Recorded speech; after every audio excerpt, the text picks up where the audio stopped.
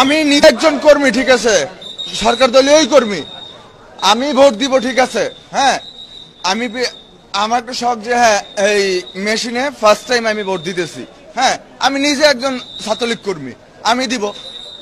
ভিতরে ঢুকে আমি না দিয়ে ইয়ে করে আমার ইয়েটা বের করে না, উনি খালি আমার ফিঙ্গারপ্রিন্টটা নিয়ে উনি কি করলো, ওই নিজের হাতে নিজে ভোট দিয়ে ফেলাইলো। আমি ব্যাক ছেলে বললাম ওই তিনতলা যেই হোক না কেন, এগুলো তো ভালো না। আমরা ছাত্রলীগ কর্মী, আমরা যদি ভোট না ঠিক মতো না দিতে পারি, ঘটনাটা আমি গেছি, ঠিক আছে, আমার নাম্বার সব বের করছে। হ্যাঁ, সব বের করছে। হ্যাঁ, আমি ভোট দিব, ঠিক আছে, সে আমার তার তর্জনীর ইয়েটা নিছে, নেওয়ার পরে বললো যে আপনার পছন্দের প্রতি ইয়ের ভিতরে যা ইয়েটা দেন। হ্যাঁ, আমি ঢুকার আগে উনি ঢুকা দিয়ে ফেলাইছে। তা আমি শখ করে যে দিব, আমার সে ভোট দিয়ে ফেলাইছে। আমি বললাম এটা কি হলো ভাই, আমি আসছি, আমি তো সেটাতেই দিব, আপনি দাঁড়ান, আমি দেখেন আমি কোনটাতে দেই।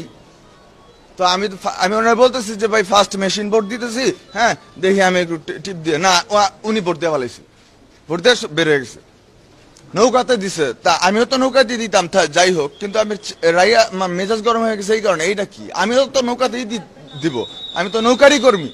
যে অভিযোগগুলো করেছে সেই অভিযোগগুলো সবগুলো বাস্তবে রূপ নিচ্ছে। আজকে আপনি দেখেন ঢাকার বাইরে থেকে বিভিন্ন